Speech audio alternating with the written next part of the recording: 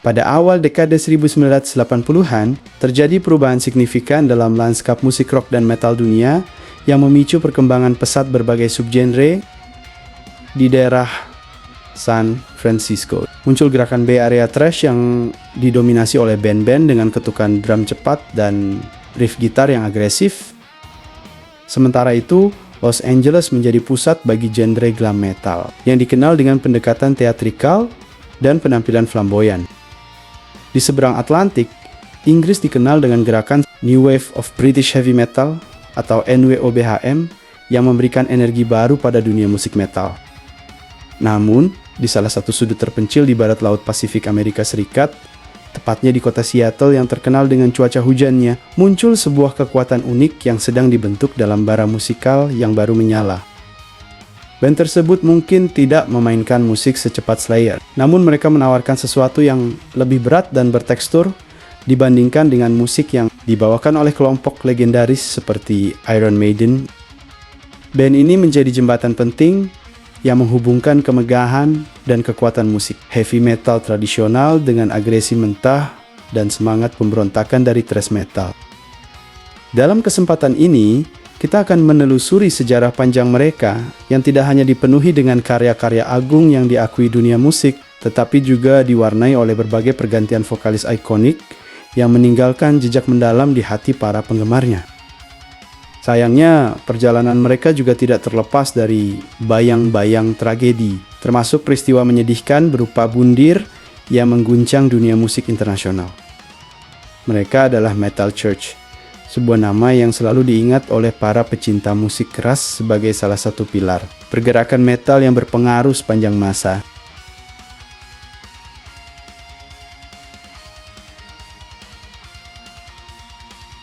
Segala sesuatunya bermula dari visi seorang gitaris brilian bernama Kurt Vanderhoof yang merupakan arsitek utama di balik lahirnya band legendaris tersebut.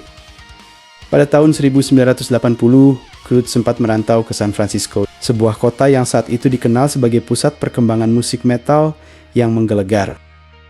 Ia bahkan berkesempatan untuk mengikuti audisi bagi band yang pada akhirnya dikenal sebagai Metallica, salah satu band metal paling berpengaruh sepanjang masa. Meskipun kesempatan tersebut tampak menjanjikan, Kurt memilih untuk tetap setia pada impian dan visinya sendiri dengan kembali ke kampung halamannya di Aberdeen, Washington. Di sana, berbekal tekad dan kecintaannya terhadap musik, ia berhasil mengumpulkan sejumlah talenta lokal terbaik. Kirk Errington, seorang drummer tangguh. Doug Erickson yang mengisi posisi bass. Craig Wells yang memegang gitar dengan mahir, serta seorang frontman dengan karisma luar biasa yaitu David Wayne, yang kehadirannya sungguh fenomenal di atas panggung. Nama Metal Church sendiri diambil dari julukan untuk apartemen Kurt di San Francisco, yang menjadi tempat bagi para musisi tersebut untuk berkumpul dan berkreasi. Demo mereka yang berjudul For Hymns segera menjadi incaran para kolektor kaset, menjadi barang berharga bagi mereka yang menyadari potensi besar yang tersimpan di dalamnya. Dengan lagu-lagu seperti The Swiss, Metal Church berhasil menampilkan kekuatan dan kecepatan musik mereka yang luar biasa. Namun yang benar-benar memberikan nuansa unik adalah vokal David Wayne yang melengking dengan intensitas yang mencekam, seperti suara Banshee, memberikan identitas horor yang tiada duanya dalam skena musik saat itu.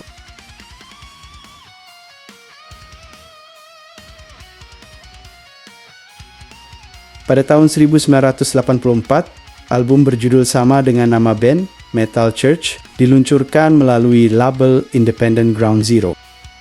Album ini kemudian berhasil menarik perhatian dan diambil oleh salah satu label besar dalam industri musik, yaitu Elektra Records.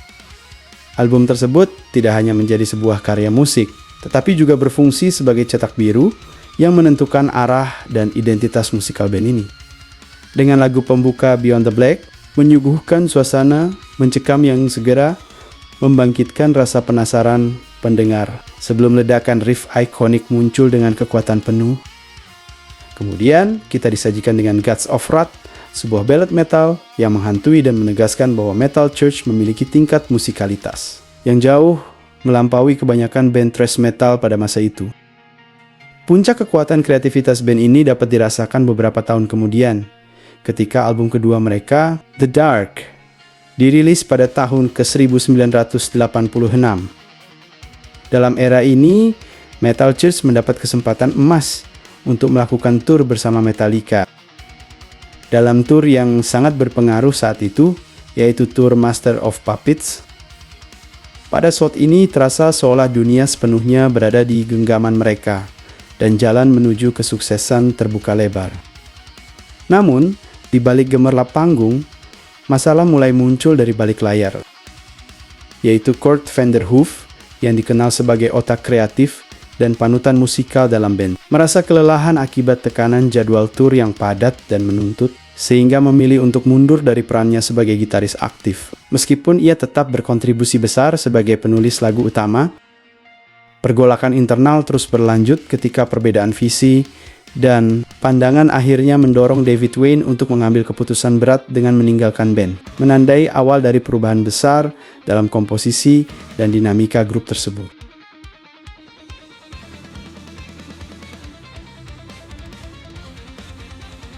Banyak yang beranggapan bahwa kelompok musik Metal Church akan mengalami kemunduran setelah kepergian vokalis karismatik mereka, David Wayne.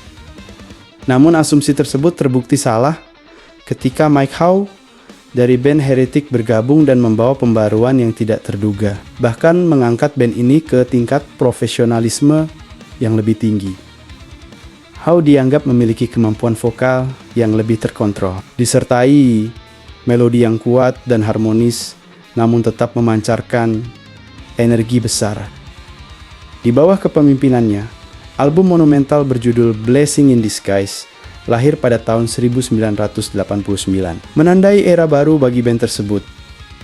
Salah satu lagu dari album tersebut, Badlands, dengan cepat menjadi hit terbesar mereka di saluran musik MTV yang bergengsi. Lirik lagu-lagu mereka mulai bertransformasi, menyentuh isu-isu sosial dan politik yang lebih kompleks, menjauh dari tema klasik tentang monster atau kegelapan yang sebelumnya sering mereka angkat. Dengan perubahan ini, Metal Church berkembang menjadi band yang menunjukkan kedewasaan dalam karya mereka. Mereka melanjutkan perjalanan musik dengan merilis The Human Factor pada tahun 1991, sebuah album yang diakui luas karena kesempurnaan teknisnya. Namun, sayangnya, industri musik saat itu mengalami pergeseran signifikan. Gelombang baru musik grunge yang dipimpin oleh Nirvana, yang ironisnya juga berasal dari wilayah yang sama dengan Metal Church, mulai mendominasi dan menenggelamkan popularitas heavy metal tradisional. Akhirnya, setelah meluncurkan album bertajuk Hanging in the Balance pada tahun 1993, Metal Church terpaksa mengumumkan pembubaran mereka, mengakhiri perjalanan mereka yang penuh inovasi dan pengaruh di dunia musik metal.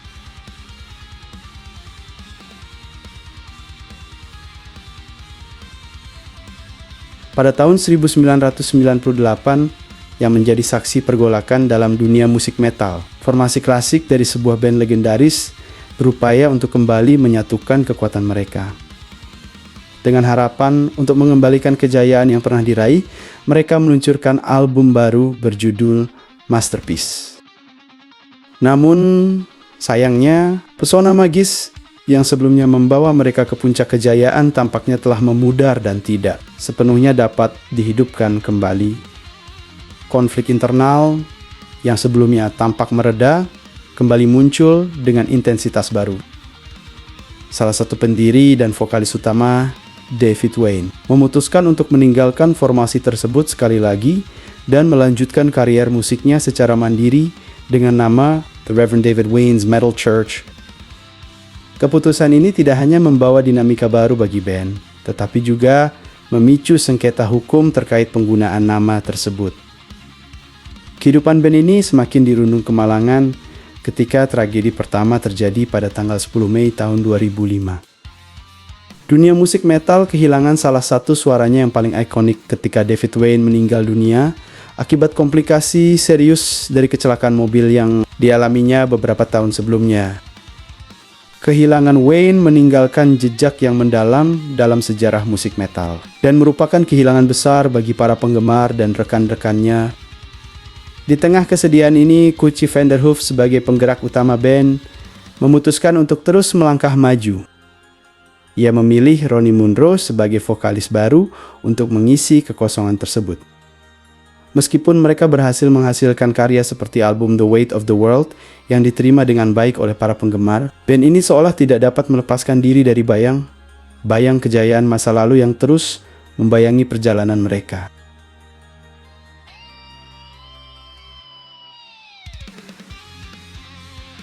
Pada tahun 2015, suatu peristiwa yang sangat mengesankan dan tampak seperti keajaiban terjadi bagi para penggemar musik heavy metal di seluruh dunia ketika sosok yang sangat dinanti-nantikan kembali hadir di dunia musik.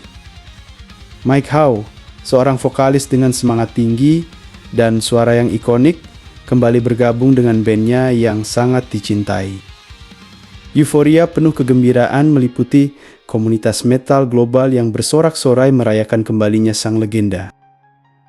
Tidak lama setelah kembalinya Mike Howe, band tersebut merilis album berjudul 11 pada tahun 2016 yang segera meraih kesuksesan besar. Album ini tidak hanya diterima dengan antusias oleh para penggemar, tetapi juga membangkitkan semangat baru, membawa band ini ke panggung festival-festival musik metal ternama di seluruh dunia, termasuk acara bergengsi seperti Wacken Open Air. Keberhasilan ini menegaskan posisi mereka sebagai ikon dalam dunia musik metal, dan semuanya tampak berjalan sempurna, penuh harapan dan antusiasme. Namun, semua kebahagiaan tersebut tiba-tiba terasa runtuh ketika pada suatu pagi yang kelam di bulan Juli pada tahun 2021, Mike Howe ditemukan telah meninggal dunia akibat pundir. Berita ini menyebar dengan cepat dan menghancurkan hati para penggemarnya yang berduka, serta meninggalkan luka mendalam di hati rekan-rekan satu bandnya. Dalam pernyataan resmi yang dikeluarkan oleh band, mereka dengan tegas mengutuk tekanan berlebihan dari media serta kerasnya sistem industri musik yang diyakini turut memberikan beban berat bagi kesehatan mental. Kehilangan sosok Mike Howe terasa sebagai pukulan telak yang sangat menyakitkan, dan seolah-olah merupakan luka yang hampir mustahil untuk dipulihkan sepenuhnya bagi mereka yang mengenalnya dan mencintainya.